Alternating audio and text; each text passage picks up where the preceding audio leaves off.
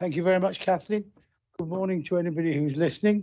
Welcome to the Joint Public Health Board meeting of the 16th of February 2023.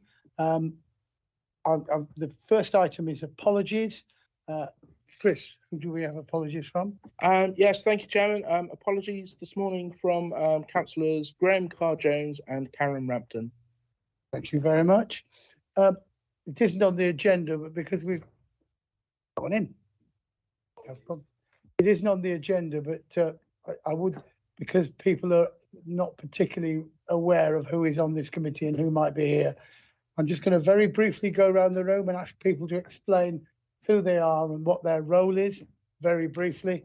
And then I'll ask anybody who's attending if they could do the same if they're going to be part of this meeting. So can I start over there, and we're going to go that way around. I'm John Miles, Democratic Services. Thank you. Morning, Phil. Jane Horn. Morning, Jane. Good morning, everybody. I'm Sam Crowe. I'm the Joint Director of Health for Dorset and BCP Councils. I'm Steve Dawson, Senior Accountant. Thank you, Steve. Jane Kelly, I'm a councillor at the BCP Council and I'm the portfolio holder for Communities, Health and Living. And Jane is the Vice Chair of this committee. Peter Wolf, Dorset Council Chair of this committee. Chris Harrod, Senior Democratic Services Officer. Jane Sumper, Lead Member at Dorset Council for Health, supporting the portfolio holder, Peter Wolf. Sarah Longden, I'm the Head of Service Planning and Public Health Dorset. Lucy Mears, I'm Patient Manager. Lucy. Yeah. Good morning, Vicky. Who on the screen would like to introduce themselves? I'll start. Good morning, everyone. I'm Sophia Callaghan. I'm a consultant in public health and I'm leading the commissioning of health checks, and I'm here to present a paper. Your volume's quite low, just as a test. Can you say that lot again?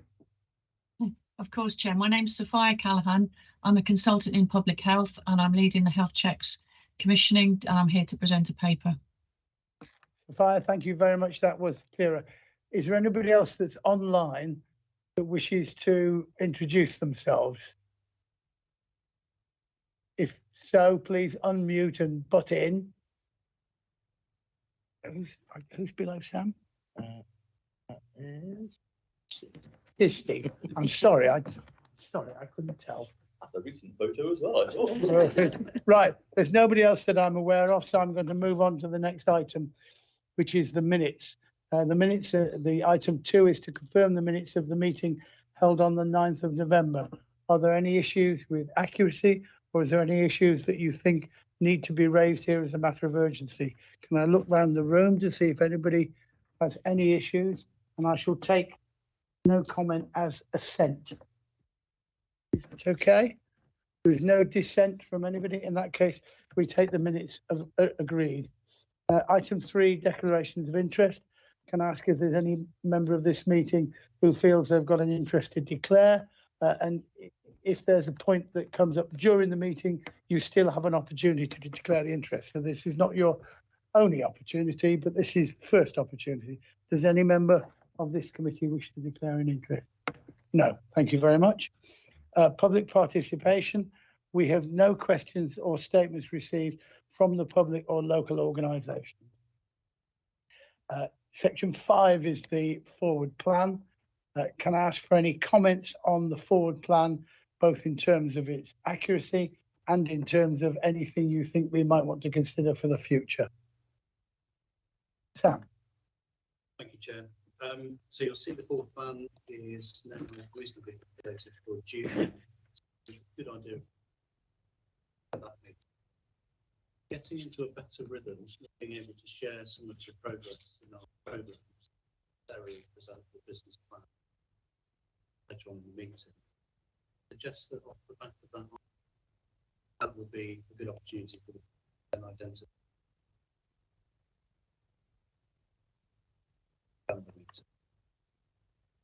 I'm very happy with this. So what Sam is saying very clearly is that this isn't the only opportunity, and we should later on in this meeting give ourselves the opportunity to have a look at it again. But does anybody have any items they particularly want to add or comment on now? Again, I shall assume that no comment is the equivalent of assent. Right, in that case, I'm very happy with that. We'll assume that that has been approved, but we give ourselves the chance to comment later if we choose to do so. The next item is finance update.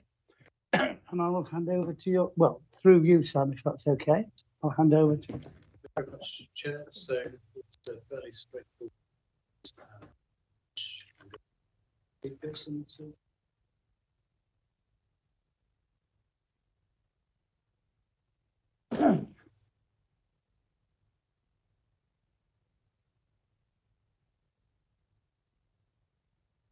This is all in the report there.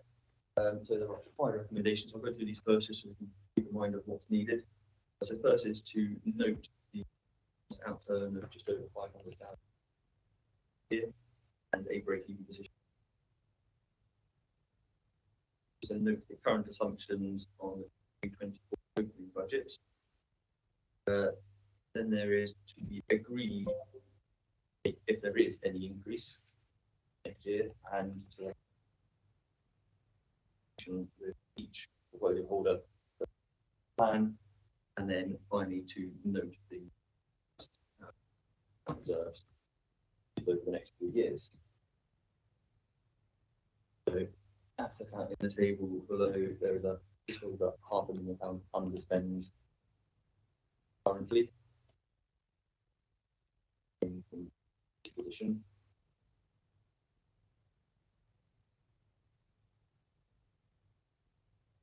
Grants changed position where BCP in under 8.4 billion, largely due to their drug and alcohol service in.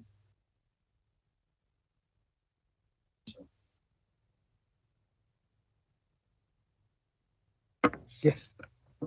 Yeah, please. Thank you. I'd just like to, this is a small query that I'm sure you have a perfectly sensible explanation about, but it just struck me that it was slightly odd, that your budget in the public health team 2023 was 2.3 million. The forecast outturn is 2.8, and you have put in the budget for next 2.2 again. I just want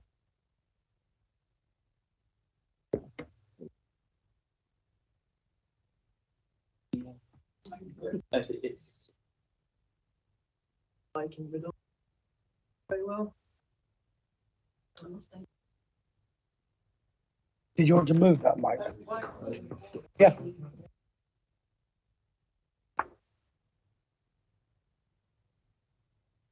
Yeah, that's good. So, Chair, if you could ask Jamie to respond. Thank you. Yeah.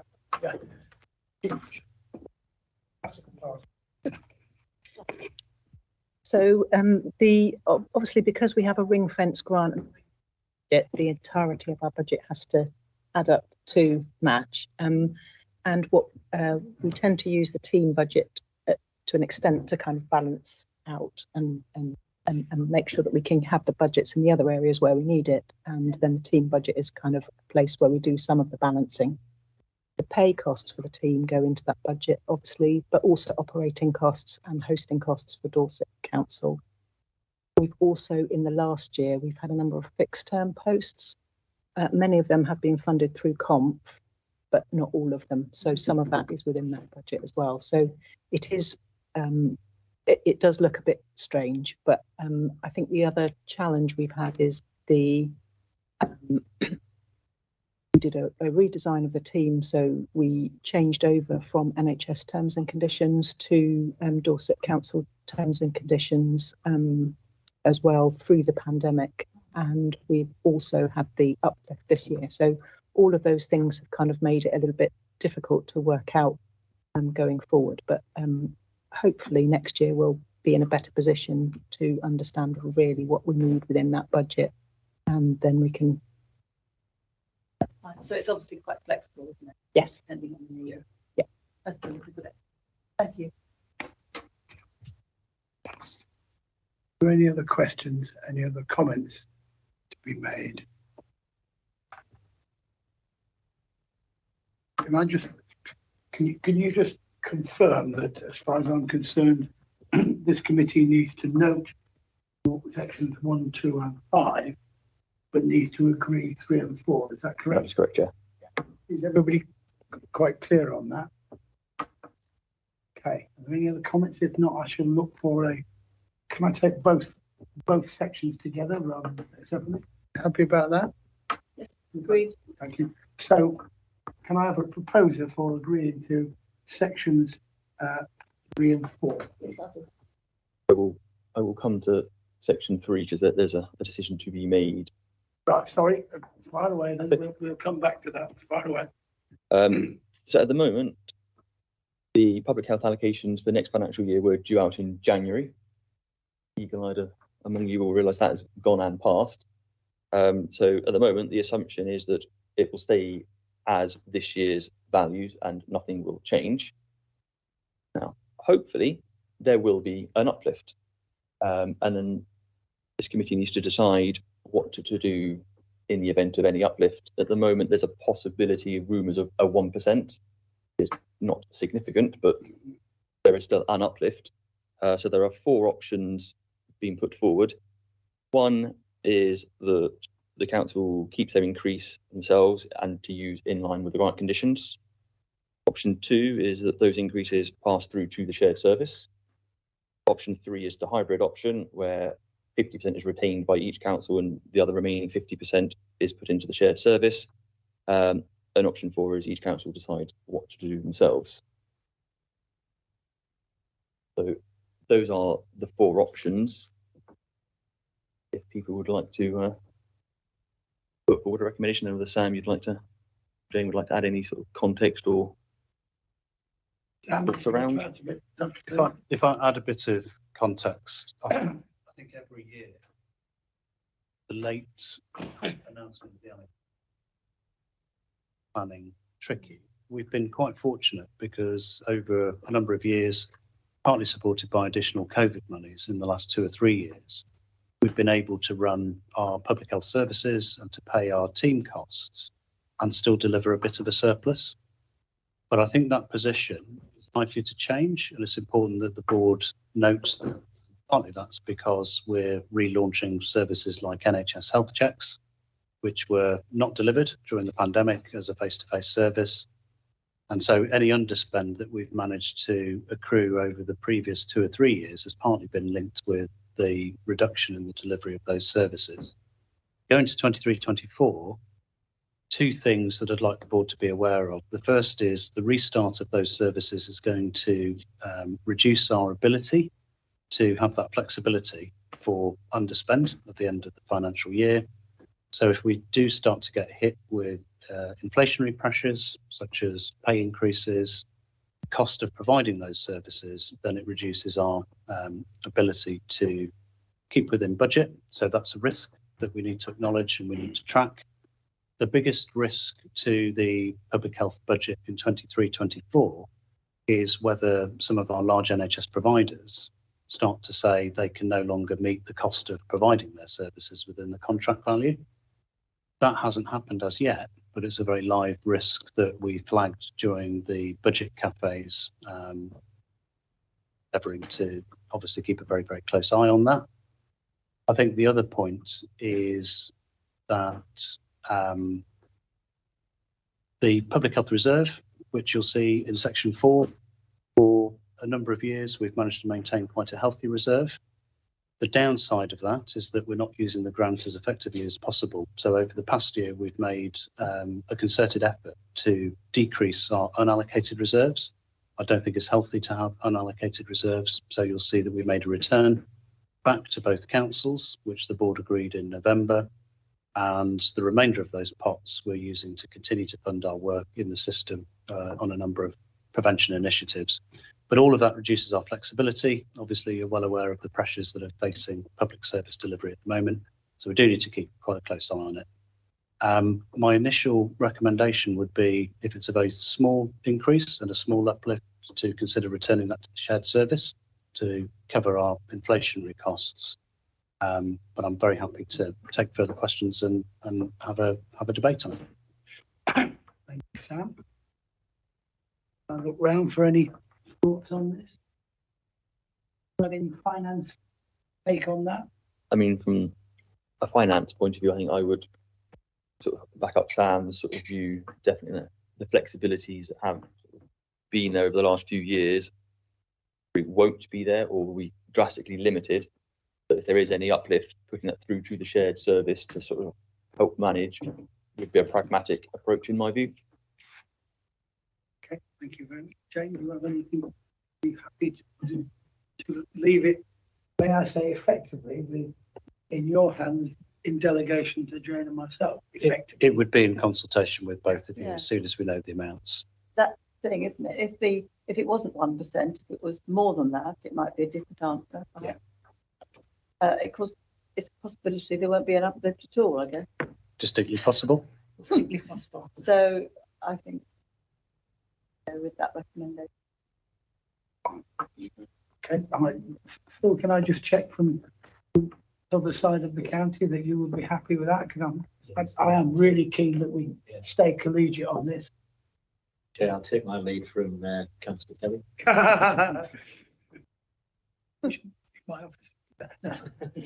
Okay, that's really good. So I'm not sure I see any point in further debate unless somebody's got some issues on this. So the recommendation is 3, agree the recommended approach to any increase in the public health grants when published, and 4, delegating authority to Director of Public Health in consultation with the portfolio holders, Dorset Council and BCP Council. And we've had a nomination, we've had a proposer for that, both together. I will second it and ask that those who can vote all show whether they're in favour. So all those in favour, please show. Thank you. Any against? Any abstentions? Please record that as NEMCOM. Or however you wish to refer that. Unanimous. Unanimous, even better. Okay, thank you very much indeed. We now move on to the NHS health checks update. Do you want to take your screen off? Sophia, you're, as far as I'm concerned, I believe through Sam, Sophia is the person presenting this. If you can either turn your volume up to max or put your best. It's already up to max. Can everyone hear me? Yes, but it's.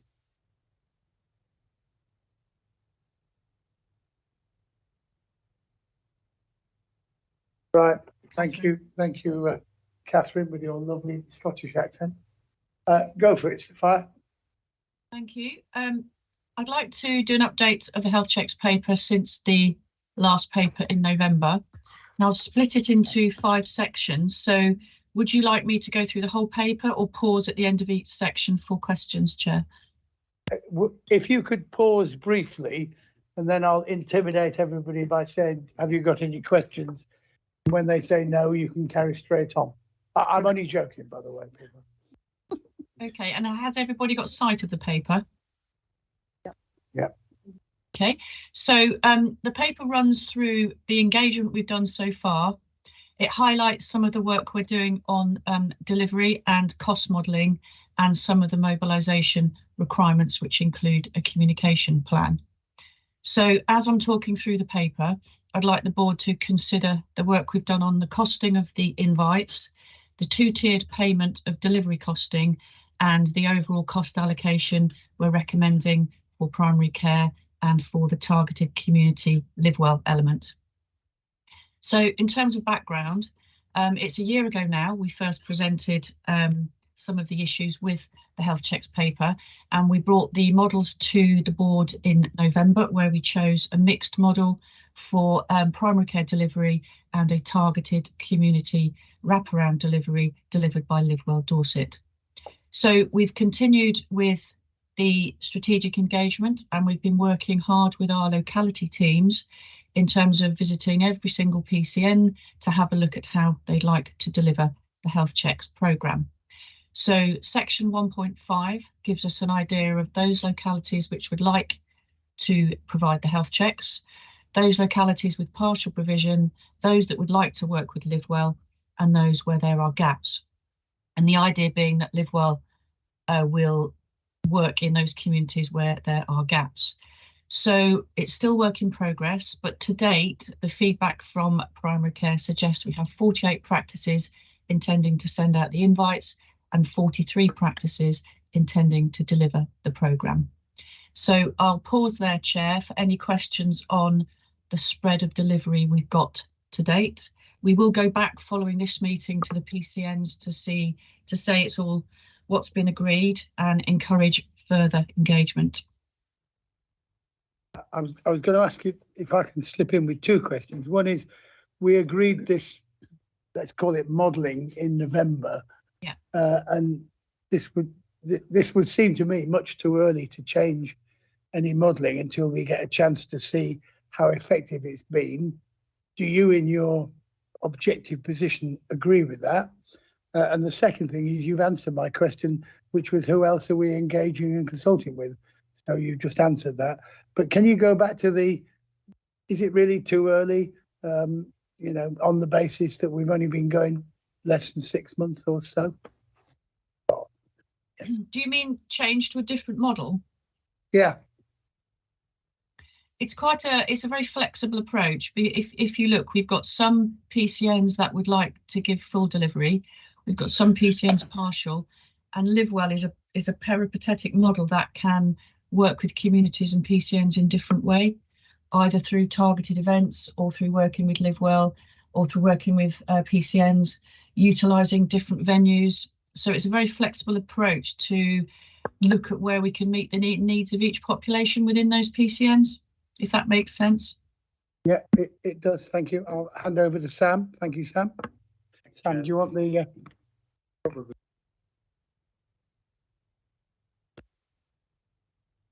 So I think it's a really good question, and the board will be reminded that this service doesn't launch formally until the 1st of April. So I think one of the pieces of information we'd like to come back to the board with, perhaps in 6 months' time, is to look at the delivery against the primary care networks that have said that they're happy to invite and provide the checks, but also some information on how well Live Well Dorset have been able to deliver those targeted checks. I think the key point is, are we getting decent coverage of the programme in the areas where we know that cardiovascular disease risks are highest? That's the most important message that we'll be looking for. And we'd be happy to come back to the board when we start to get that information. Sam, Jane, do you have any questions? I was wondering, Sophia, thank you for that presentation. So have you had, since you wrote the paper, have you had any further responses from PCNs, or has everyone now replied? I think there were 3 who hadn't. Is that right? 3 Yes, hadn't replied. We've had a mixed approach. We've had a reply from most of them, but I think some of them are waiting to see the agreed weighted payment and things like that, which I'll come to in a moment. Yes, in a minute. Yeah. Okay, no, that's fine. Carry on. Thank you. Any other questions from anybody?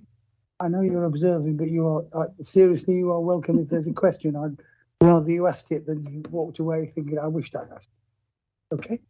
Any other questions? No, in that case, Sophia, please do continue to the next section.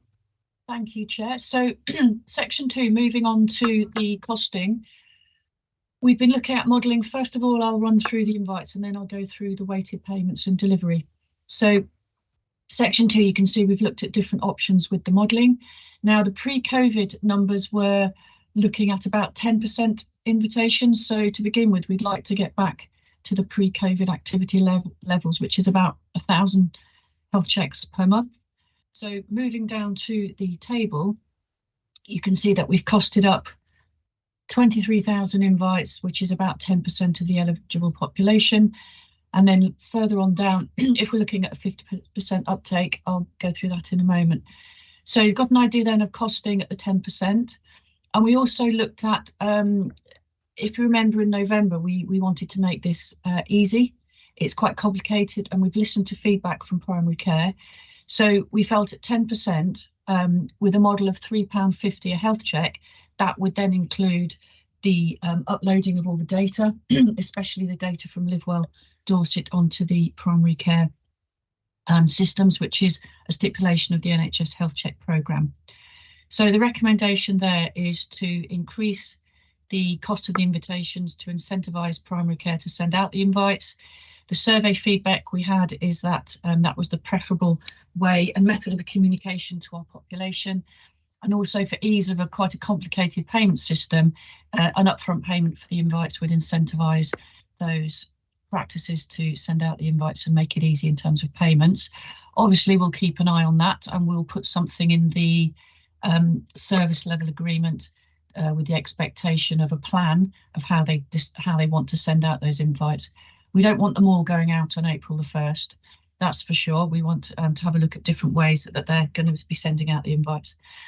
So then moving on to the health check delivery in section 2.4, you can see idea of criteria and a weighted payment of a basic payment for a check, and then also a higher enhanced payment for those that have one or more of these characteristics, whether it be smokers, a BMI over 30, higher levels of blood pressure, key geographical areas and specific minority ethnic groups, as well as the age range 40 to 49 who are less likely to attend for a health check.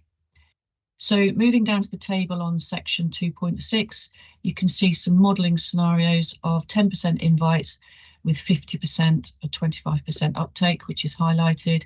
An affordable option is the 50% uptake with the 10% invites. So the recommendation there is to agree the 2 weighted payments.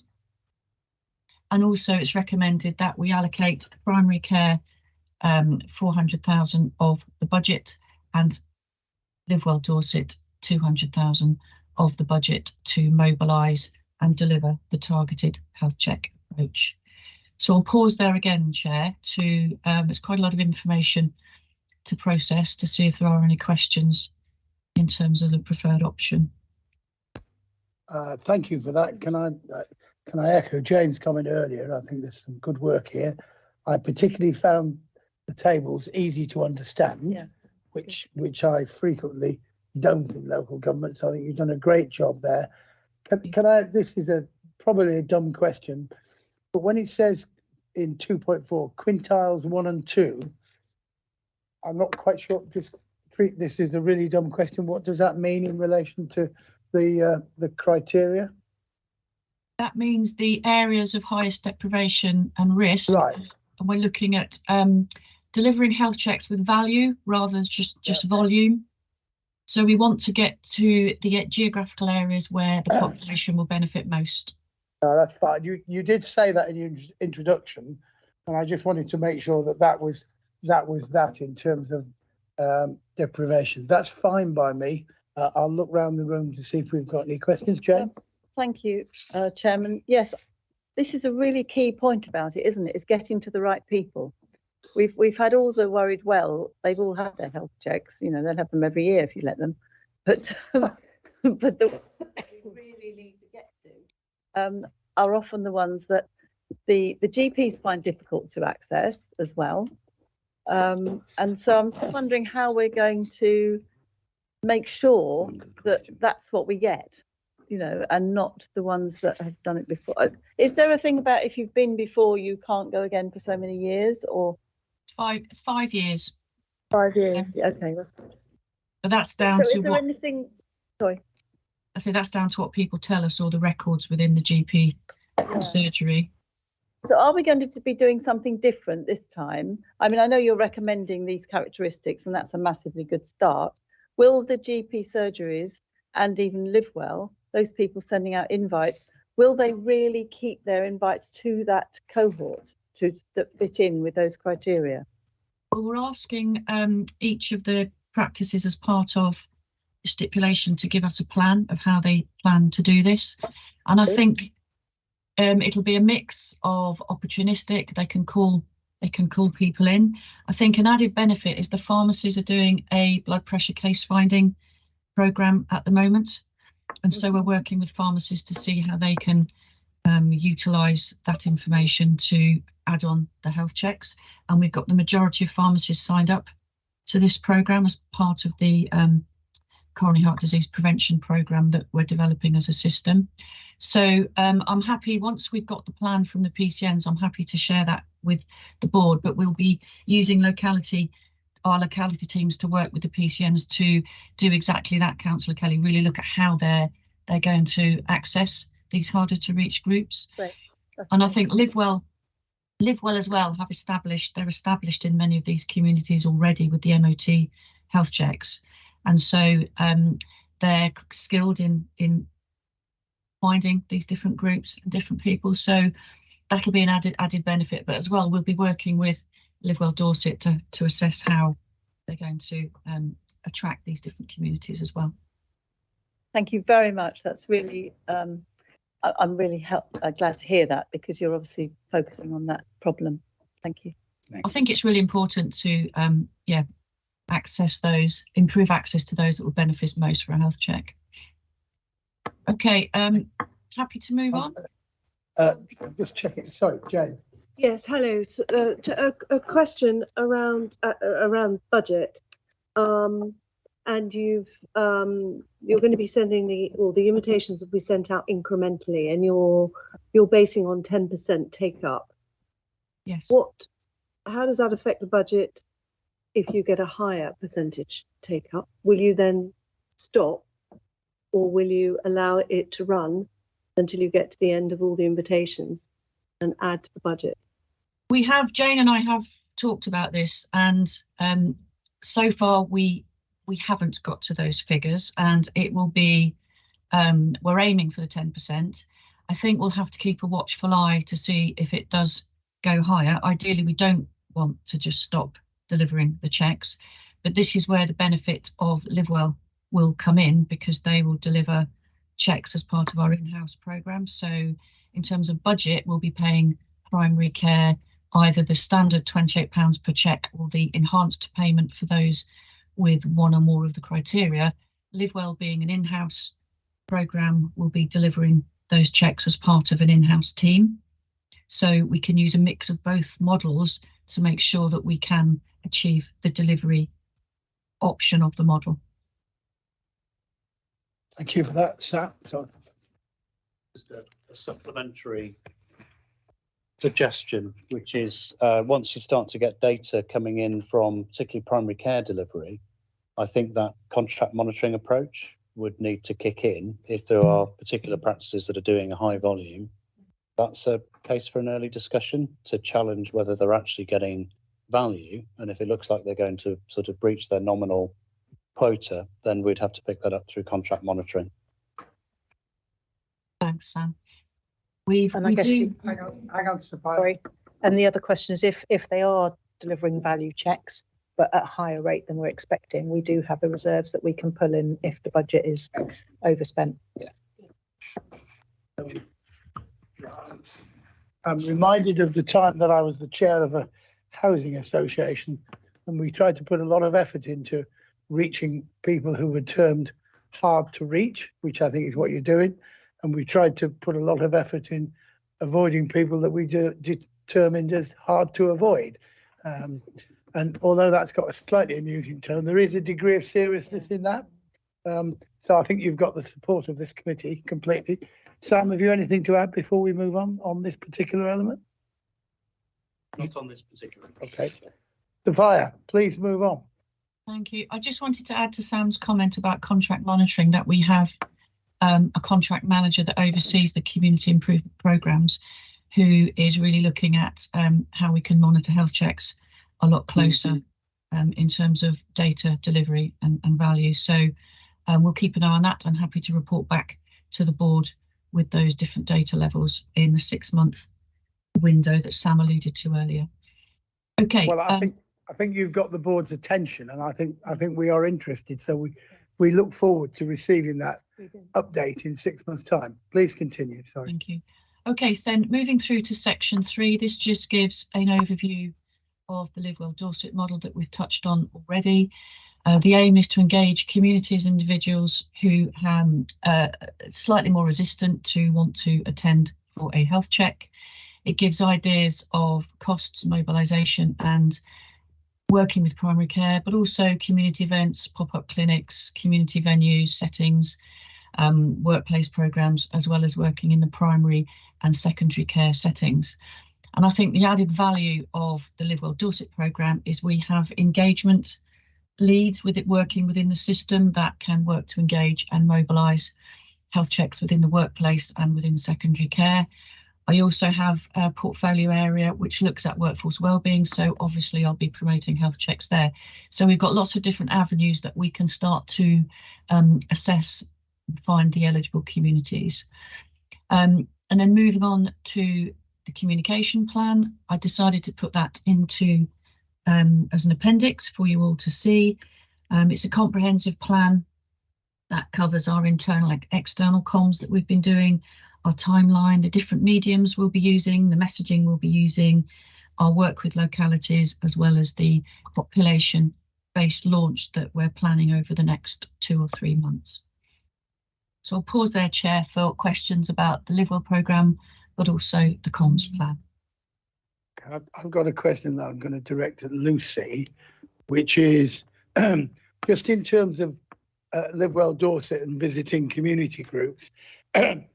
Community groups are the one thing that councillors tend to be at rather a lot, because that's our bread and butter. How can we communicate to our councillors so that they can get Live Well Dorset to come along to their community groups? I mean, it's a quite specific question, but I think it's something that we could really launch a bit of a campaign on, because I'm sure councillors in both organisations would be interested. And I have to be honest, I think most of them are probably not aware of this option. So I don't know who's best to answer that, you and or Lucy? We're developing a pack that we can use to disseminate out. Probably best to pass to Lucy for any ideas, or we can answer between us. Can you stick that mic down? Thank you. That's a really good point, and something we're really keen to do is to work with councillors in particular, but also other stakeholders who are already there in those communities that can really help factor in our linking into the programme. And it's kind of rather than just broadcasting the information, engaging directly with people to understand what the needs are in those communities, and so we can really understand the issues, and as you were saying earlier, reaching the people that we really want to. Fine. Can I give you an action, which is to send something to Jane and I as a suggested joint comms, because I think you don't want to do so. No. Joint comms that we could send out such that we get the interest of our members, but that there is a distinct offer. So how can I say this without sounding rude? Members need to have something that is quite specific so that they can invoke it, and they can say, oh, right, I'll take that. And could you, because they've got so many things on their plate, asking them to review it and analyse it, it might just fall down the back of their mental sofa. So if you could try and give us some clear offering that we can take jointly at a time when the other thing is there must be capacity to do it, because it's something that we should not offer and then find we can't do it. And politically, you need to be careful that we don't have it probably in either April or May. Right? Because this is not political, but it could be made political. Is that, you're happy with that action? Yeah. Are you comfortable with that, Jen? Yeah. Thank you. Right. Are there any other questions? Oh no, Sarah's just picking it up. Any other questions on that? Can I just check that all those financial figures, you're all completely comfortable with them? Good. Can just make sure that's getting minuted. Phil, I'm just going to come back to you now and again, because I'm very keen to make sure that this is a Dorset committee. Okay, thank you very much. Sam, have you anything to add? Because I'm getting to the stage where I'm going to say thank you to Sophia, unless there's something else, but you... Yeah, thank you, Chair. Just a couple of comments really about the context of this programme. It is a mandated public health programme, so we are required to deliver it, and that's partly why we're given the public health grants. If I'm being honest, I think it has been a difficult programme to deliver at times, precisely because of some of the points that we've already run over, which is we tend to get very, very good acceptance and very, very good take-up, but not in the areas where we really need it. I think that as a board, we do need to keep an eye on our numbers. If you look at the performance around the health checks programme nationally, the South West has tended to not be as successful as other areas in delivery for a whole variety of reasons. The current pressures in primary care have to some extent played into that, because they are a really, really big part of the market. And you'll see from the engagement, there was overwhelming feedback that people wanted to receive their checks in primary care.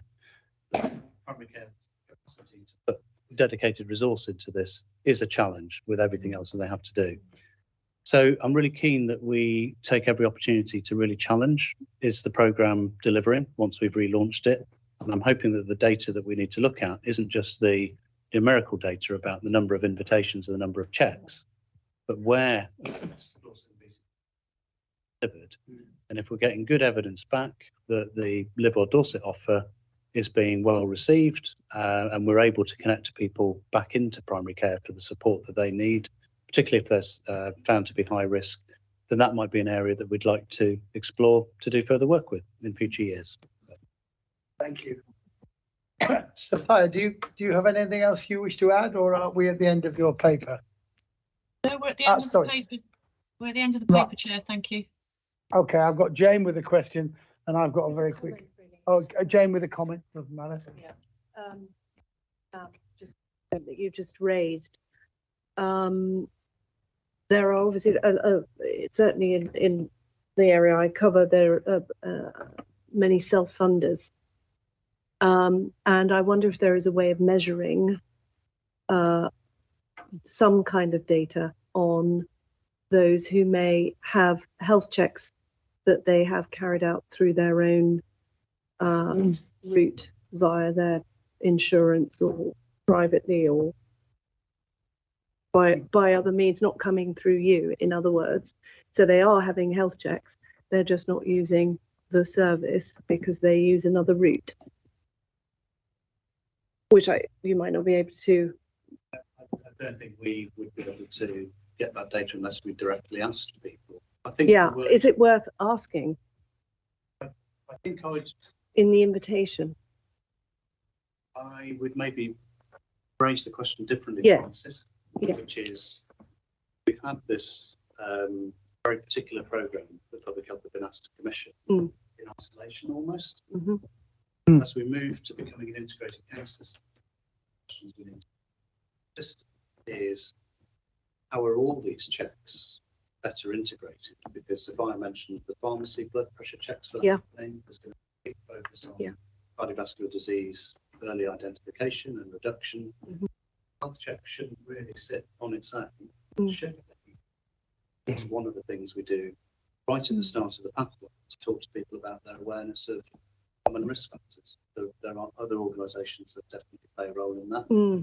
I don't think we'd be able to get a handle on independently through their own insurance company, but there are definitely other things that are sector charities like that. And my reason for asking is really around assumptions that are made that there are lots of, if only 10% are taking up, 90% are not having any health check at all, which is obviously of concern. That might not be correct.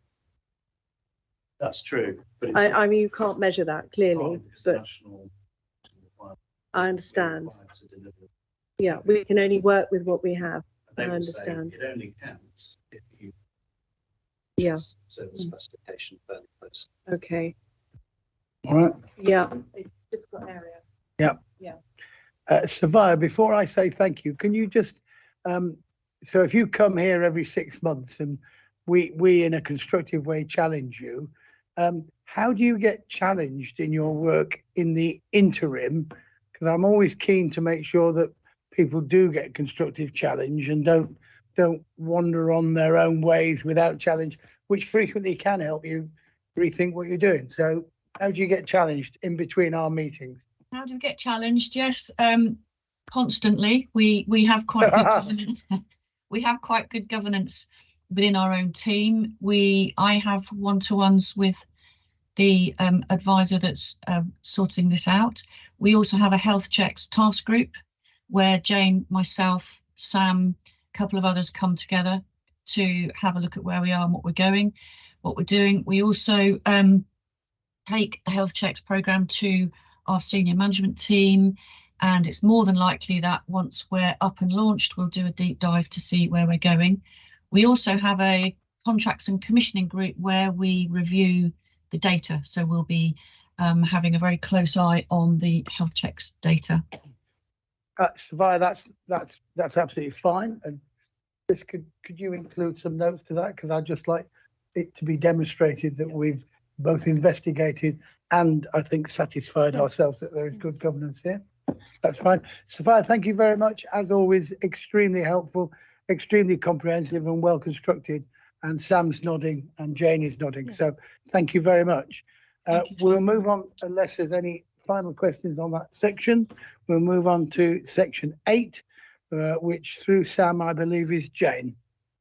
Sorry? Oh, sorry. I do apologise.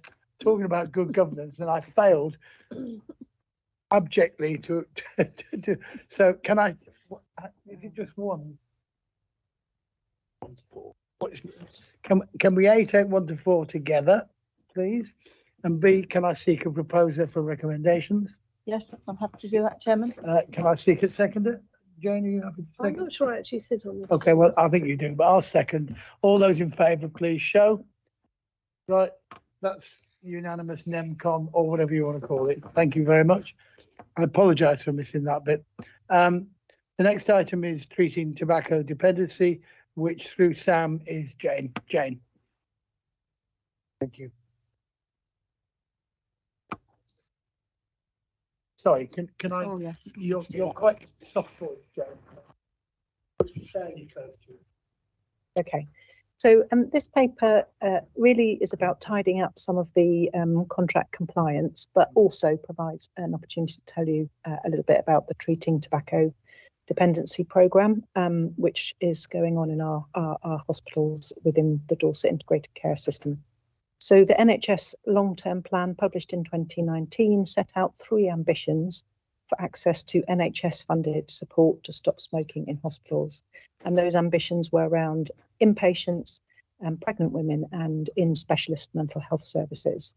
And there was funding provided through integrated care systems for the 3 years, or the plan was for the 3 years 21 to 22, 21, 22, 22, 23 and 23, 24.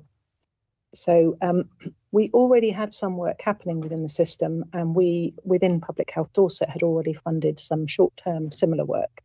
So in discussion with colleagues within Dorset CCG, as it was then, Dorset ICB as it is now, they agreed that that funding would be transferred over to us to combine with our funding so that we could deliver or could manage that service.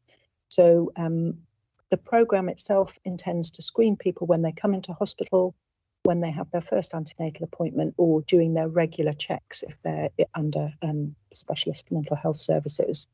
And that screening is a combination of asking questions about their smoking habits and also carbon monoxide monitoring poisoning, where you blow into the thing. And then if they're an inpatient, they're offered nicotine replacement therapy or vaping while they're in hospital, so that they, don't have to smoke or they don't get smoking withdrawal symptoms. And they're also connected with a specialist team who can provide more support while they're in hospital. And when they're discharged, they're referred on to either Live Well Dorset or community pharmacy for continued support if needed.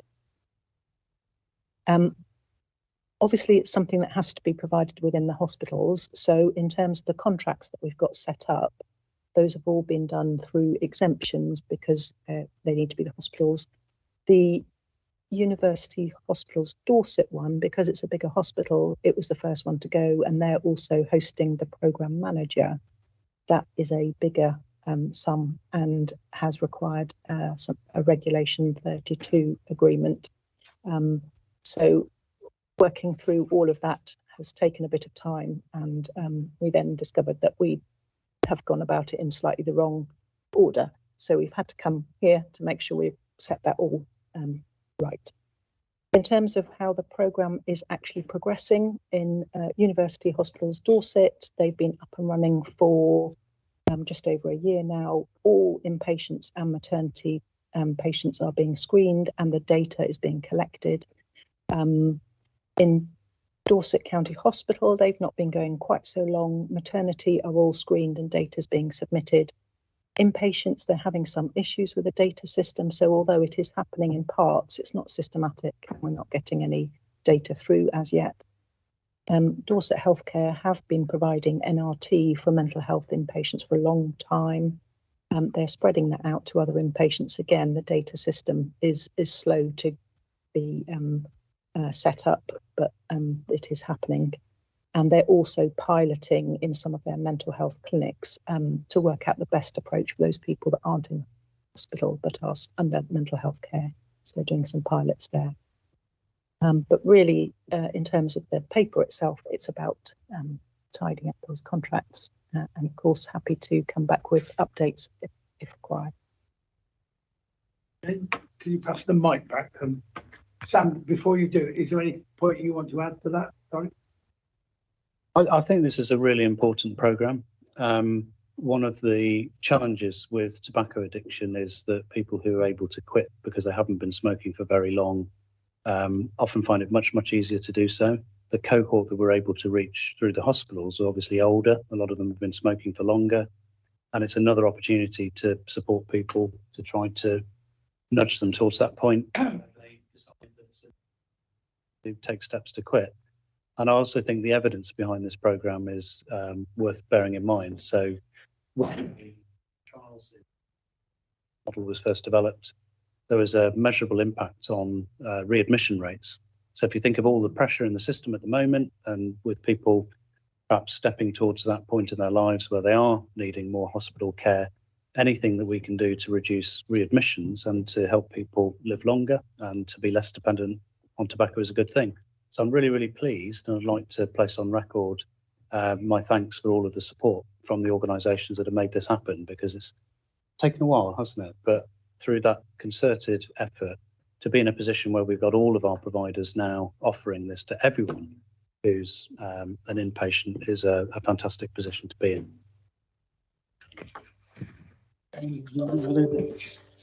Yes, thank you. Yes, I agree. This is a wonderful project, and I'm really glad that it's happening. When you mentioned nudging people towards that end game, I'm just wondering how serious a nudge are, So, for instance, outside hospitals, you often see people in their pajamas smoking under the thing. Is that going to be not allowed now, or how are they going to be and also you talked about allowing them to be vaping. Are we saying that, because I don't think it's been proven that vaping is actually without any danger, is it? Or So not? I think vaping is a pilot. Okay. Yeah. And I think so. The addictive substance is nicotine, and obviously NRT is one way for people to get that addictive substance. Vaping is another way that they can get nicotine, which also gives them that kind of action. So I think there's that. Yes, it still has health impacts, as does nicotine replacement therapy, but it's definitely better than smoking. So it's a step in the right direction. And what about how serious and how what's the enforcement about not smoking? So as part of this, the hospitals have all reviewed their smoke-free policies as well. I think, it is challenging because that's part of the reason for providing NRT in the hospitals, so that people don't need to go outside and smoke, but you're always going to have some people that will. I mean, you will. But anyway, it's a lot better than not doing anything, isn't Yes. it? And we might want to see great results. Then I was just going to answer your question on how serious a nudge is it.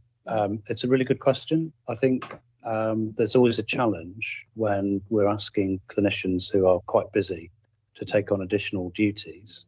I think over time, more and more of the workers who've been trained see this as a fundamental part of their role. And there is some evidence that for some people, this is what's called a teachable moment. So it might be the first time they've been admitted to hospital. And if a doctor or a nurse is prepared to say, you may be here partly because of your smoking, then it becomes an opportunity to then have a conversation about how can we support you to perhaps think differently. And when people are ready, then hopefully that pathway is in place to support them to make the change. Right, thank you. Thank you for that. Jane, if I could get you to go to the report, paragraphs 3.3 and 3.4, I'm going to ask you some questions on that. Sorry, I've got long COVID. Before I do that, I smoked very heavily. I gave up in 1982. The doctor who saw me in hospital said, if you don't give up, you'll die. And that was, I'd never heard it called a teachable moment. I called it something else at the time, but it did work. But you can never, ever undo the impact of smoking is an important thing for everybody to understand. But you can minimise its continuing impact, which is rather important. Jane, on 3.3, it says there's been an estimate the cost to Dorset Council, 8.7 million, BCP Council, 7.8 million, and cost to Dorset NHS partners of 13.7 million. So that comes to about 30 million. Can I, first of all, before I ask you a supplementary, so that comes to about 30 million if you treat them as separate amounts. Is that correct? So the cost is at least 30 million. Yeah. And is that per annum? Yes. Right. I mean, that is just, would the honourable lady agree with me that that is a frightening figure? You know, when you think about, 1 point on council tax is, typically about 2.5 million. So, okay. So that's question one. I'm interested in the modelling from Ottawa, and I've got two questions on this. One is, okay, the modelling from Ottawa suggests it. I think you gave a flavour. Do you actually think we can save 4 million a year in Dorset by doing these, and we will be saving 4 million a year? So that's question one. And yes, okay. Question two is a slightly political question. So if there's an estimate that the cost of smoking affects both Dorset Council and BCP to the tune of about 8 million, and the ICB have been given money to address this, which they've then given to a variety of bodies, but not to Dorset Council or BCP, is that completely unfair, or do I have a point? I think in terms of the costs, so the money is to provide that prevention and stop. It's not to mitigate the costs that are in the system already. So the fact that they've given it to us on behalf of the system to support this programme, I think, that's the same. I see that as a legitimate way to do that, to bring the costs down for all the partners across the system. The specific modelling that's been done on Ottawa is related to that readmission rate and that drop that we've seen. And so that, based on that, then the NHS would expect 4 million less in costs, not able to take out as savings, but less in costs.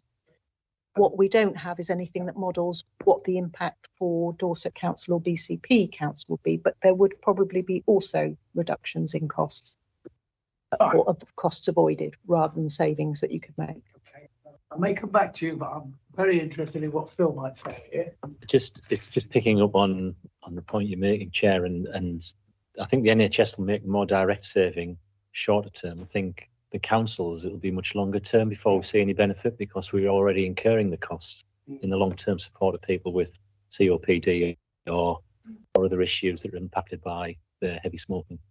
So I think it might be jam tomorrow, might be a case we may have to wait a few years before we would see a financial impact on us. But my question is, how will we measure the benefit, both financial and on people's health? So what are the outcomes and when And will that be in stages? Jane, do you want to, Jane and Sam? So the data at the moment is focused on numbers of people being identified as smokers and numbers of people getting support, where we're getting that data through. Obviously, there are other sources of data that we need to be looking at, which will provide us more information in the longer term. I mean, the ASH estimates are based on things like a current smoker has 4 times the level of package requirement than a non-smoker or ex-smoker. So those are the kinds of things. So if we can see smoking go down, then overall costs of packages hopefully would also come down. Could I just do a follow-up, please, Chair, if that's all right? And historically or previously, a lot of these interventions have seen people stop for a short period of time and then take up smoking again. So is this a longer term intervention that will support them to remain away from smoking? So some people do go through multiple cycles to quit. Some people quit on one go.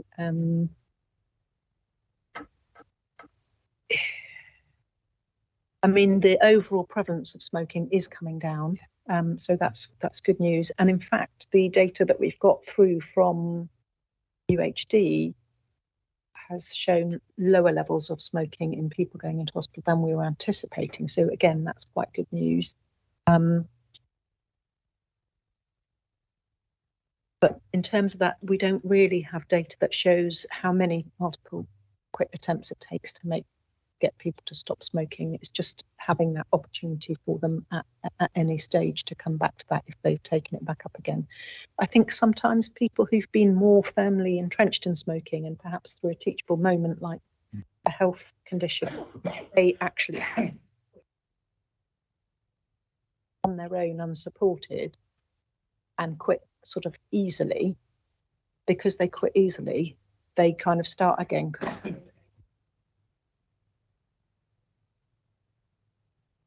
That's completely anecdotal. Did you want to add anything? I think this point about how do you quantify the benefits from interventions like this is going to be really important over the next few years. So I know that there's a commitment in the integrated care system to start to track this properly, which I would really welcome. But that point about long-term versus short-term benefits is really, really important. I think the message for adult social care providers is the long-term benefit of not smoking should see reductions in things like very, very difficult, very, very high care costs. Post-stroke packages of care also cost a significant amount. So those are some of the outcomes that we really need to measure and track in the system. And obviously, wherever possible, if we can make the link back to people where their smoking status has been known, if we can show that we've supported them to quit, then that all helps measure the benefit. Thank you, sir. Can I just add that my point was a serious one about, I mean, if I think about hospital discharges, I know isn't the subject of this paper, but it's an example of NHS activity that has a direct impact upon local government adult social care. And if we work together, we end up achieving an improved outcome. And if the ICB gets the money to address this problem, A, they don't know all the answers, and B, they need to incorporate us in a meaningful way of equal partners, not in, if you're nice to us, we'll give you some money so you can do something. And I'm making this point on the integrated care partnership that Jane and I are on, and I have made it relatively unsophisticatedly, and I make it here. The NHS is not the only way to solve health problems. We can help, but you mustn't just give us a problem and no funding, or not discuss it with us. Not you personally, just the organisation. I hope they don't take that the wrong way, but we do have to work together more effectively. Is there anything else on treating tobacco dependency that we need to talk about? Lucy, can I just make the point that this is ripe for communications. I mean, I think they've done a great job, so I think there's a message. And B, I think there's a continuing message in terms of promulgating the benefits. And I know you have to think of different ways of doing that all the time because people get bored with the same story, but we must never give up. I trust you agree with that. I think this is, Sam was saying, a really good example of how the system works together.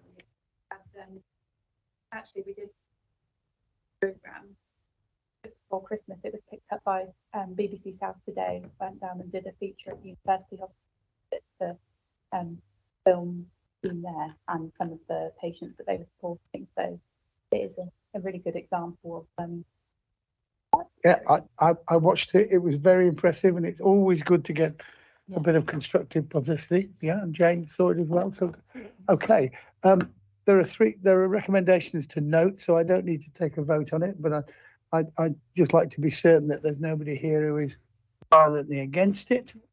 No, okay. In that case, we'll move on.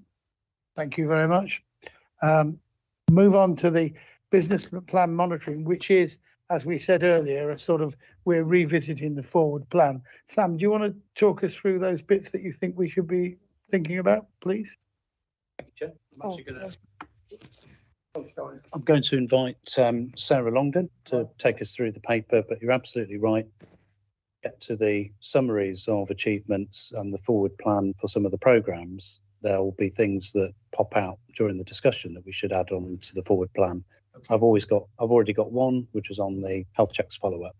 But excellent, thank you. We'll try and flush those out as we go through the paper. Sarah, Sarah, if you get to somewhere where it indicates we need to add something to the forward plan, let's just say it right away and let's agree it and then move on, rather than come to the end, because I might have forgotten it by then. Okay, thank you. Yeah, so just to take you through the progress updates of our activities in the business plan. So this is a format that we brought to this meeting last time, and we are continuing to develop and evolve and improve the information, the formatting. So we talked previous meetings about dashboards and highlights to give indications of how we're doing across the range of activities that we do in public health, some very, very big areas of work with multiple partners, and we've been hearing some of those details today. So I won't read through every page. That's not the point. The idea is to give you highlights, give you indications, and draw out some key points, and then see what you want to hear more about in this meeting or in future meetings. We've got 13 priority areas of work. We call them programs, loosely defined programs or areas of activity. Some are huge and some are much more specific. And we trying where we can to add measures and indicators, which we can then highlight how we're getting on, if things are going well or not. Some of our activities don't have indicators. They're either in a development phase, or it's just the nature of the work doesn't lend itself to have still saying we're on track against our aspirations on there. So I think we've improved the data since last time, and we continue to do that. And we are using our system data dashboard, the DICE system. So that collects data across the system partners to feed into this. So it's a much more standard process now. So hopefully it'll become more familiar as we go. So the first slides show those indicators and trends, and then after that the rest of the document shows a page for each of our areas of activity with some highlights, how we're getting on, and areas to note. So on this slide here, which is the first of the indicators, just to draw out a couple of points. So the Healthy Child programme in purple here, we've got a number of indicators. They're all showing as behind, and the reason for that is generally just fairly simply because coming out of COVID, that area of work and service is still in recovery, getting back to a position of where we would expect to be no different to anywhere else in the country. But you can see from the trends that we are in an improving position. So although we're still behind, we're getting closer to where we want to be. So it's in hand. To move on to the next page of indicators here, we're just showing at risk under real-time suicide real-time surveillance under our mental health programme. So we're just working on that. I don't know, Sam, if we had any details to share.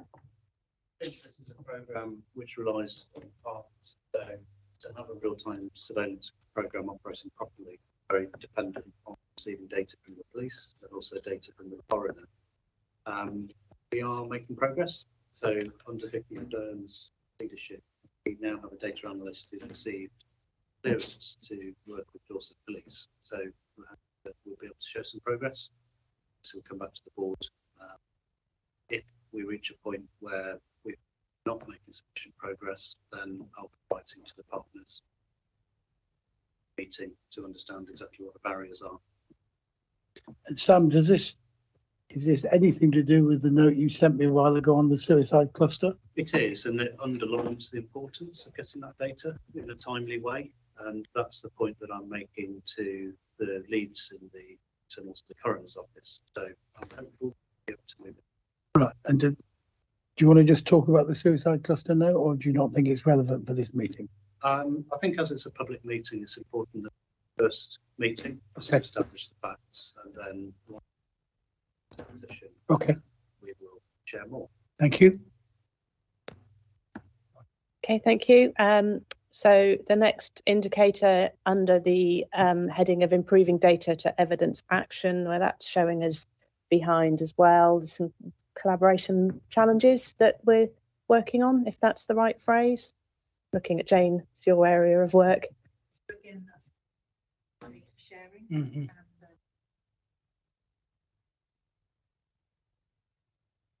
access. Okay.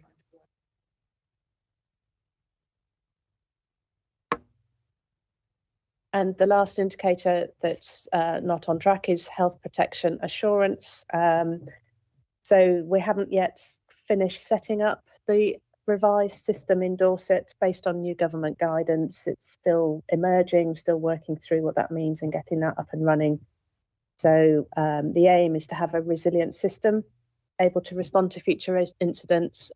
So we're still not quite there, but getting much closer. And I think 1st of April is the target date to have that set up.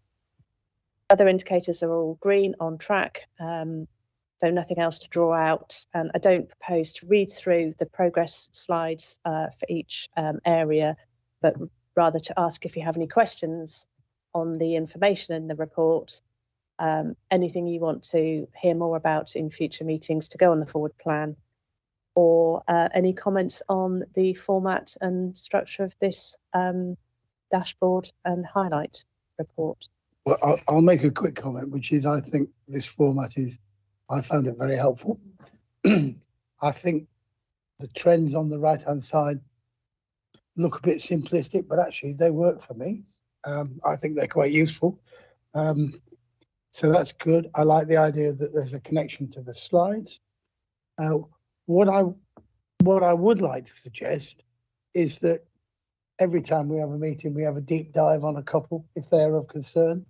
So I think they all appear to me to be probably under control, but I think picking a couple of behinds and just going them in detail will be good education, if only for me. But I agree. And it will also demonstrate good governance. Right, other comments, please. Yes, Sam. So I think just a couple of things that it might be helpful to pick out for consideration on the forward plan. Sarah's mentioned the health protection. It is a system issue. We've made some progress in the last 3 or 4 weeks with the Integrated Care Board, and colleagues are starting to pick up and relook at that gap tool.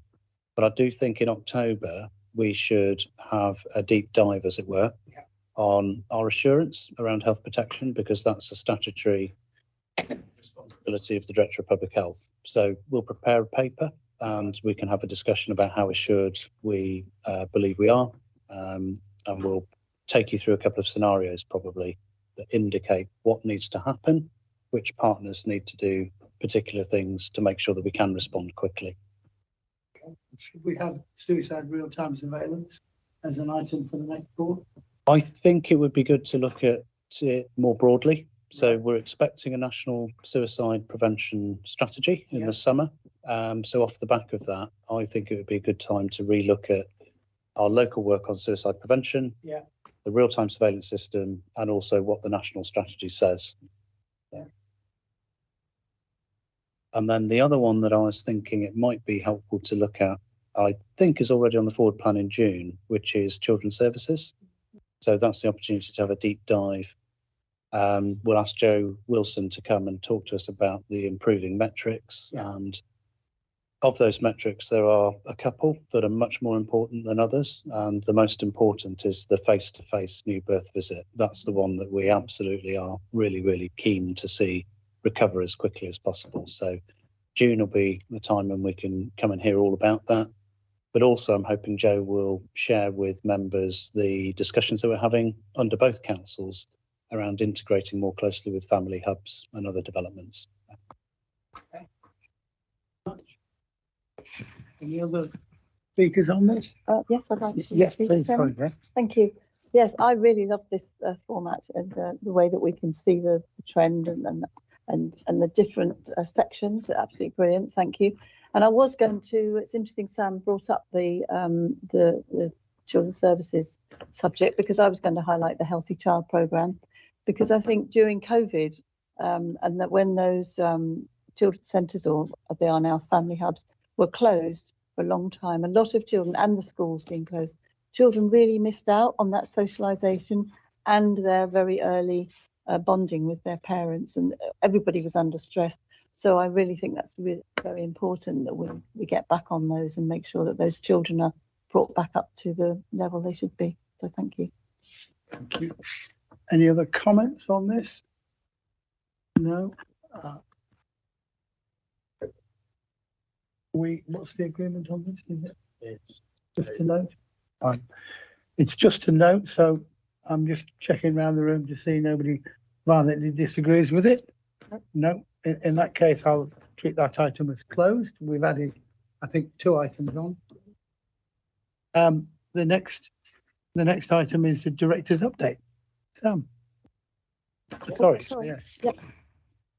Thank you very much, Chair. So I'll do this in 3 parts today. I've got 2 or 3 slides that I'll share by way of my update, and then Lucy and I will do a bit of a double act because we'd like to share with the board the proposals for our new branding refresh. So we've had our Public Health Dorset logo for some time. I will take you through the proposals for how we intend to change that. And also to finish on one of the possibly the most important campaigns that we've run recently, which is a comms and public relations campaign to try to increase awareness among 14 to 21-year-olds of the availability of mental health support. So it's quite timely. It plays into a couple of the discussions we've already had on good mental health and some of the prevention work that we're doing. So bear with me. I'll just bring up the presentation, hoping this will work. Right, that looks like it's moving on.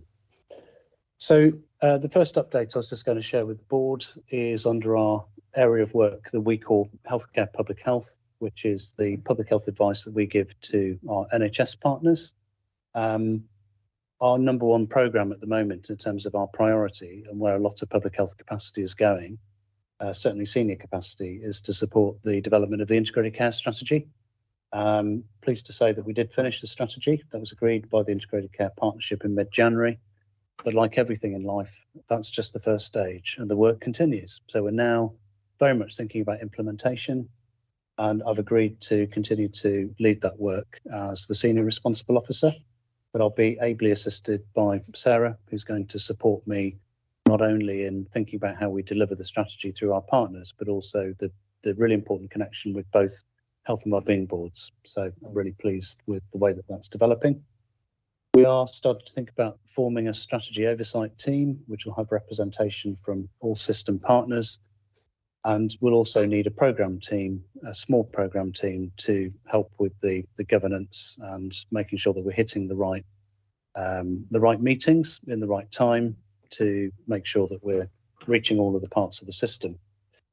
Something else I was going to mention was, as the NHS starts to think about prevention and starts to think about its own forward plan in the context of the Integrated Care Partnership Strategy, they are getting much more interested in public health, population health and inequalities.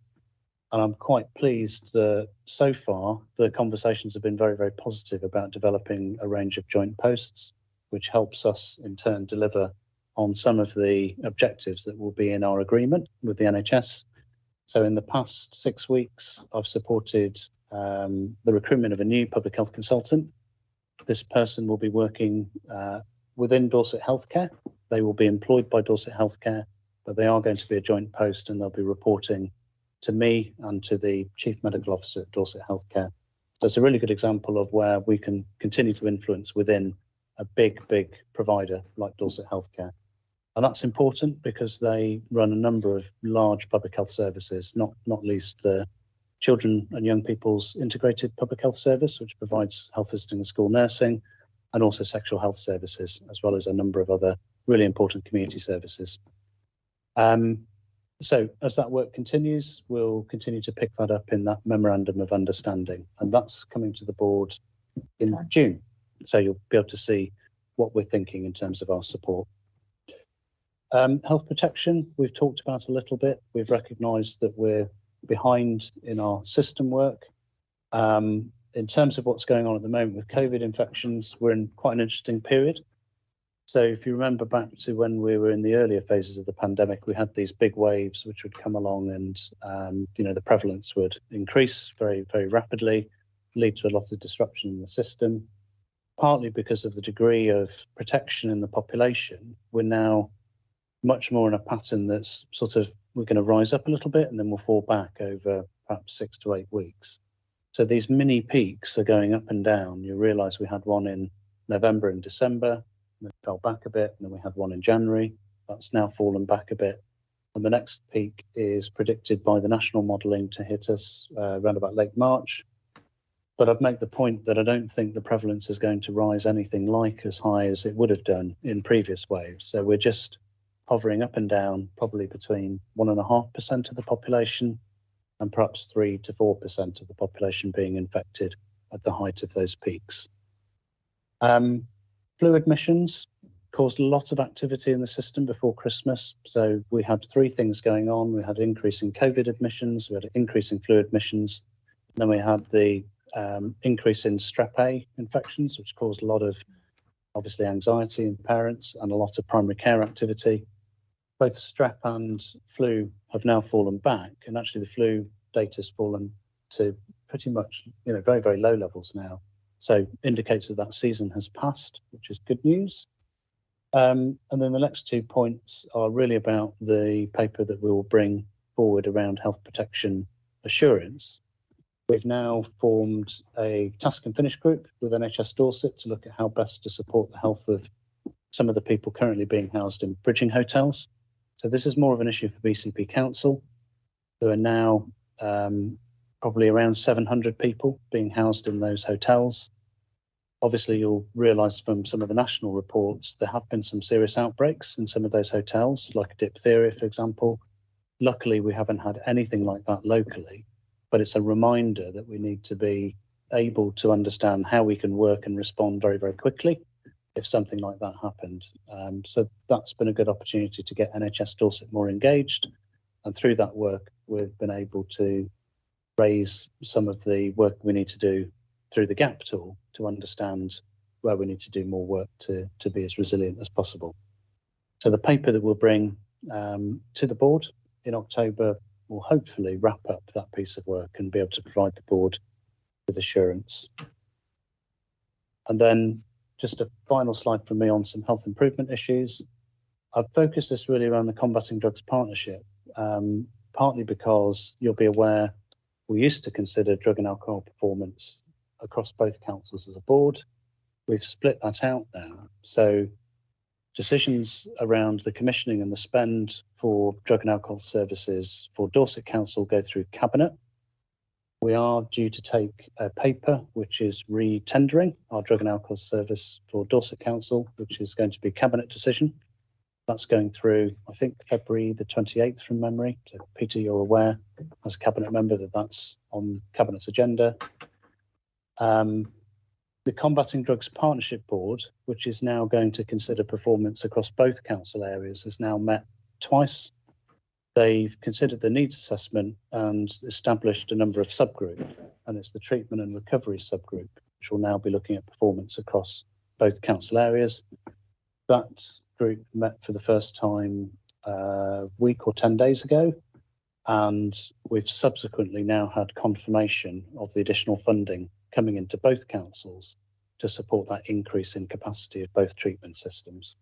That's all being planned and managed through the treatment and recovery subgroup, but at some point it might be helpful for the board to receive a briefing note, just very, very high level, the progress that we're making in that area. And then just a final one on our organisation. I couldn't believe that actually this April it will be 10 years since we transferred from the NHS into councils. And at the time, the local authority landscape was quite different. When we were first formed as a shared service, we supported the Borough of Poole, Bournemouth Borough Council and Dorset County Council. So just a couple of bullet points for me, just to remind members of what we've been through. The first big issue for us was the change to the public health grant in 2015. There was a big clawback. I don't think it was all negative, even though sometimes on the face of it, losing money is a bad thing, but it did prompt us to think quite differently about how we delivered some public health services. And I think one of the highlights I'd pull out is the transformation of sexual health services.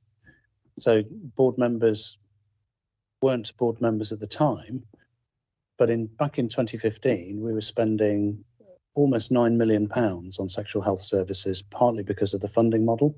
So every time someone presented to genitourinary medicine for an episode of care, they were charged. And through careful work through the system, we now have a community-based sexual health service, which is very much more focused on prevention. But the most important thing is that the costs of that service have been capped through a lead provider arrangement. So all of the providers work in an alliance.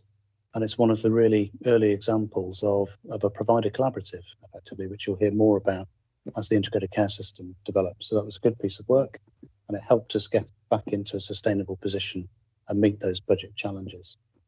The other thing that came out of that challenge was creating Live Well Dorset as one of the first integrated health behaviour change services in the country. We had a lot of small contracts that were paying for physical activity schemes, alcohol advice schemes. None of it was really integrated. We were almost paying for the end user, as it were, to go and do an activity rather than the behaviour change advice. So we were able to decommission those and use the money to develop this new service, which I think has been working really, really well. The next one was about our work leading the Prevention at Scale programme in the Shadow Integrated Care System. That has set up the platform for the work that we're now doing to develop the integrated care strategy and to have such a strong theme of prevention within that strategy, which is a real achievement, I think, by the team. And then finally, just to acknowledge going through local government reorganisation in 2019, we're very proud of being able to maintain and rethink the shared service as LGR took place, move people onto transparent terms and conditions, do that tidying up. And then, of course, we had the pandemic, and that's our story in a nutshell of the past 10 years. Just the final note there, the COVID-19 inquiry is starting to become more live for me. So as Director of Public Health, I've been asked to contribute to a survey which will support the work going on in Module 1. Module 1 is all about pandemic preparedness. So this covers the 2011 period all the way up to 2017, 2018. That's what they're trying to ask questions about. How prepared were we as a country, and what were we doing around pandemic planning before COVID. I So, won't ask you what the answer is. learn from our mistakes. So I'm going to pause now and hand over to Lucy, who's going to take us through a couple of slides around our branding refresh. And I think it follows on nicely, given that we've been 10 years and we think it's about time for a change. Thank you, Sam. So yeah, as Sam said, I'm just going to give you a quick update on some of the work we've been doing to refresh our visual identity as a shared service. Sam, I think you've still got the slides, haven't you? So if you move on to the next one. So the background to this is obviously with us being a shared service, we have our own visual identity. Unlike most other council services that would probably just use their own council logo. Our current one, which you can see there, was created quite a number of years ago and well before LGR, so it's not particularly reflective of the environment we're in now. And it's got little visual relation to our role as part of both councils, so there's not much in it that indicates we're part of Dorset or BCP Council. So what we're aiming to do is to bring our branding in line with both councils and to provide some clarity on who we are really. And that's kind of for our residents and our partners as well. It just helps that understanding with our branding. So the proposal here is that we keep it very simple. It's not a big scale brand exercise at all. It's more of an update of what we already have. So we're suggesting that we keep the current graphic, but we make some small changes, and that's changing the colours to reflect Dorset Council and BCP Council brands. So we have two colours from each of the council's brand palettes there. And that wherever possible, we add a strap line underneath the logo that says we're part of BCP and Dorset Councils. And just to make you aware that we've checked with both council comms teams just to make sure from a branding perspective that's fine. And I believe Sam's also spoken to chief executives as well, just to make them aware of what we would suggest we do. So yeah, that's kind of the small update that we'd suggest. And also I just wanted to note that there's really no cost at all involved in this. So we have just updated the design in our own team, and we don't have kind of lots of signage or promotional material that would need updating at all. So yeah, it's really a minimal change. And then I think I've got one more slide. And then really, yeah, just the next steps would be creating the design files and brand guidelines, and then rolling that out on our own Public Health Dorset channels and providing that update for partners, because obviously a lot of the work we do is in partnership, and our stakeholders need to be aware. So that's it from me on that. Thanks for that. If I can make 2 or 3 comments. When you say part of BCP and Dorset Councils, surely it should just be down, because what you've got is Dorset Councils. Sounds like the plural of what we've got in Dorset here, rather than BCP and Dorset Council. But I think you need to take that S off. Okay, we can look at that. I think, but you just have a think about it. BCP and Dorset is one council, but I can check the wording. Can you check I feel uncomfortable about it, because Dorset had a lot of councils and people will think that we haven't gone through LGR. I don't feel strongly about it. I'd just like you to look at it. Yeah. You had an errant apostrophe on it earlier, and if you present this again, you'll have somebody, because the it wasn't it is shortened, it was it's. And that one says you're going from Public Health Dorset to Public Health Dorset, part of BCP and Dorset Councils. I thought, so it is the one we showed us earlier that had the 2 council logos plus the colours. Is that not? Yes. And that's just that. So we wouldn't be using the council logos. that was just to demonstrate that we've. Oh, I see. Right. Reflect into our own. So where will those 4 square colours appear on any? Right. In the splash. In the splash, Yeah. but not on the next one. Yeah, they are in the next It's one. just to show the colours that we're using. Colour change. Right. Oh, so we haven't got 4. No. No. That was just the colours that they picked out. Fine. Got you. Okay. I'm with you. So does this one, sorry, Right. Jane thinks they're great, so yeah, she will. I'm surrounded by Janes. you are. Yeah. Sam. Thanks, Chair. We can certainly take the strapline back and have a look and perhaps work up a couple of options. I personally think it's good practice that where space allows in our templates, increasingly we also use both council logos.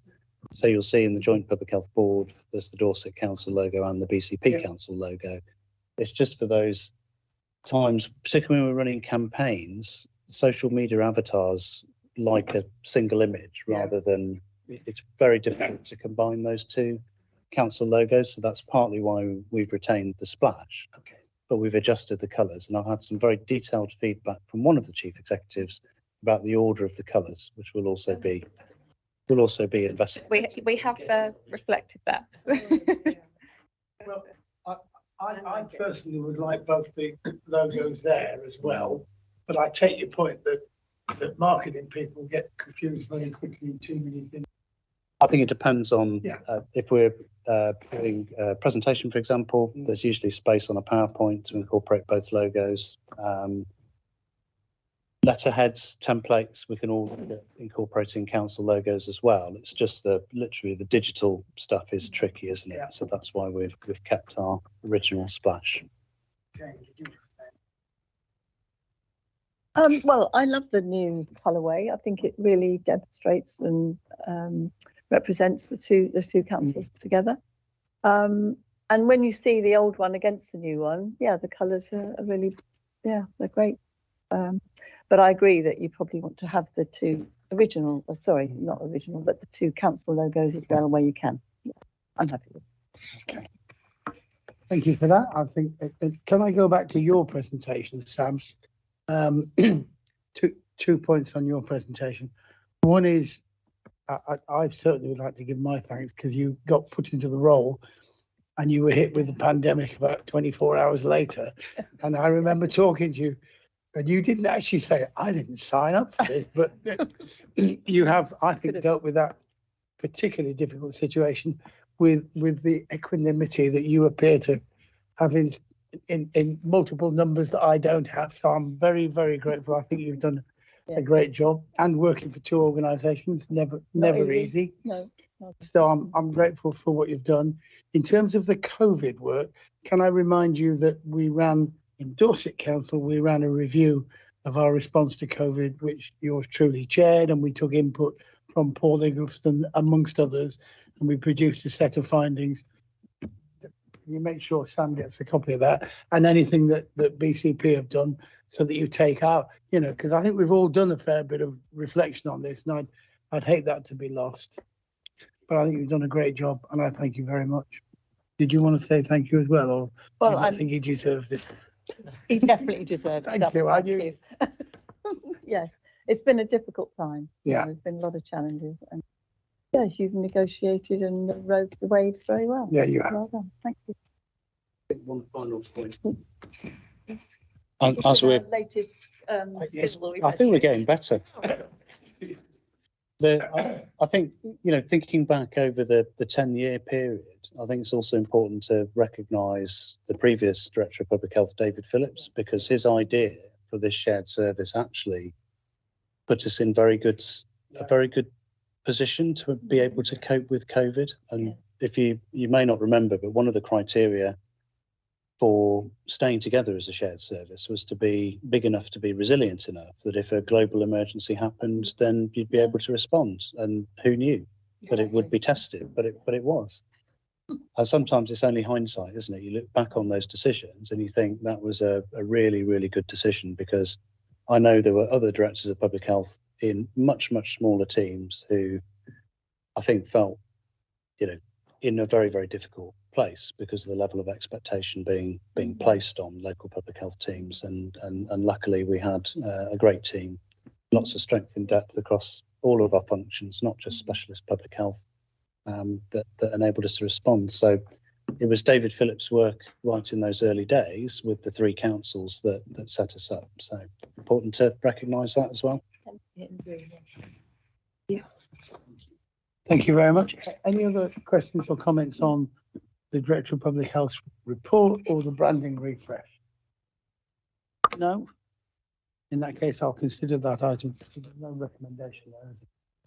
Sorry, go on. Campaign, which we're just going to share with Oh, right. is, board was interested in some Yes, of the communications work do from time to time. So these are some slides we've put together. Current campaign to improve young people's awareness and support. So this is something that we've launched last week, actually, to tie in with Children's Mental Health Week, and it's a campaign that we've been leading on behalf of Dorset Suicide Prevention Group, but working really closely with partners, particularly comms teams at both councils and colleagues in children's services and the NHS and mental health services too. Next slide. The reason that we're running this campaign now, obviously we know that children and young people's mental health was significantly impacted by the COVID-19 pandemic. We've been working as a multi-agency suicide prevention group for a number of years, and in the 3-year plan, young people were identified as one of the target audiences that we really wanted to focus on. And some research that was done last year by Dorset Youth found that only 60% of young people knew where to go to access mental health advice. So there's 40% of young people potentially who wouldn't know where to go if they wanted to get some help or advice.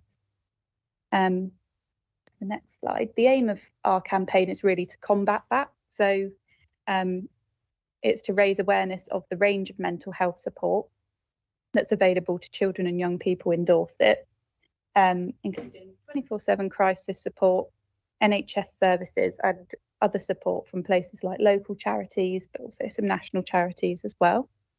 And it also highlights the importance of reaching out for help if you need to, and information on how to support someone who's struggling, so people know how to support their friends or relatives. The target audience is young people aged from 14 to 21, but also we're looking to reach their families and professionals who support them, so those people have got the information they need as well. And like I said, it's really been a significant partnership approach. We've also worked with young people to get their input onto the campaign to find out what they need or what they would engage with. And we've also worked with, like I said, mental health services and local authority teams. The first part of the campaign, which we launched last week, was we did a press launch, which we got some radio coverage and local news as well. We created a partner toolkit, which has got loads of content in it, like articles, posters, social media content, digital screens. So we're really just trying to get it out as far and wide as we possibly can. And so far it's been shared with schools, children's services, GPs, youth and community groups, town and parish councils and voluntary sector as well. So really working across our partnership to sort of spread the word. And we're running over 6 weeks a social media campaign which uses real quotes and testimonials from people who've used some of the support services were listed there. So things like Samaritans, but also some of our local services like Dorset Mind Your Head or the CAMS service. And then the second part of the campaign, we're focusing on this shareable graphic, which is just really clear signposting to different ways that young people can get mental health support. And we know that young people like to access support in different ways. So there's call, text, chat online and search. And Dorset Youth, the search one is Dorset Youth's Mental Health Hub, which is something they've created with young people, which has got, it's really a great resource. It's just got lots of signposting for loads of different support on there. And the idea behind this is that we want people to see this, save it and share it. So we're encouraging people to screenshot it or download it from our website, save it somewhere that they can easily find, and also to share in things like family WhatsApp groups, or we're asking schools to share it with their students as well. And then part 3 of the campaign is a targeted social media advertising campaign, which uses interactive adverts for the Are You OK campaign brand. And they'll be running on channels like Snapchat, TikTok and Instagram and YouTube, which we know is where young people tend to engage with, rather than some of our main public health or council channels like Facebook and Twitter. They're definitely more on these channels. So that's where we're focusing our targeted advertising. But that is really just a quick overview of everything we've been doing so far and all the planning that's gone into it. We're now in the phase of just rolling it out, sharing it with partners, which has been really positive. Everyone's been really engaged, which just, I think, goes to show that it's very much needed at the moment.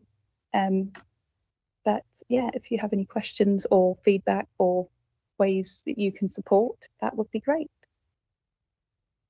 Can I ask that you send a copy to Jane and I of a description plus a few, because I think I would like to send it to all the members so that they're aware. So if you can send me something that I can pretty much forward, yep, that would be helpful, because I think our members, quite a lot of our members are active people who support mental health issues, and a number of our members have publicly acknowledged they have their own mental health issues, which they've found useful in communicating with others. So I think this would be helpful. So if you could send it to Jane and I, we send it to everybody, but send it to Jane and I in a format that we can just forward and say something like, we thought you might be interested in this mental health program that's about to kick off. Yeah, be brilliant.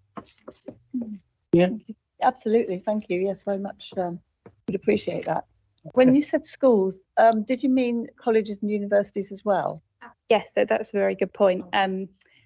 We have been working very closely with the universities and colleges too to share that, and something we were keen to get their feedback. So we tested some of the campaign materials with through the universities, the colleges as well, but we got quite a bit of feedback from the universities. So that was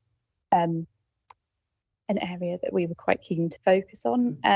And as we go through the campaign, what we're doing when we're sharing it with people is kind of tailoring it to those audiences. So there's some things in the campaign that might not be relevant for, say, university students because they're a little bit older. So we're providing the resources and the campaign materials that are more relevant for those groups. But yes, kind of all education settings is where we're really thought it through, haven't you, to get to the biggest number of people that you possibly get, different cohorts, different age groups. Yeah, so there's been quite a bit of planning with the wider group of comms partners. So it's definitely been a really positive partnership approach. Any other comments? I agree. Well done. Thank you very much. Right. Are we done with your bit, Sam? Thank you very much. Item 11, urgent items. There are no urgent items. Item 12, unless something's crept up since I came in this room, is exempt business. There is no exempt business. So I declare this meeting closed.